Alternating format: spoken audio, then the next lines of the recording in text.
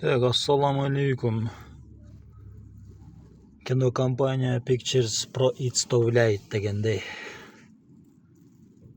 Деги бир түшүнбөйсүң да, короче. Жашоодогу элдерди, мага өзгөчө базарда иштегендерди, короче. Базарга барып бирдеке алайын десең, эмне кымбаттап кетти товарыңар десе биле, доллар көтөрүлдү, баалар да көтөрүлдү деп. Мындай бир түшүнүксүз бир нелогичный сөздөрдү айтат да. Эмнеге доллар түшкөндө алардын товары түшпөйт, а доллар көтөрүлсө эме товарлар көтөрүлөт да. Непонятный да, короче, биле. Мындайча айтканда, биздин товарлардын, биздин акчанын кандай тиешеси бар долларга? Кандай тиешеси бар, долбоептор?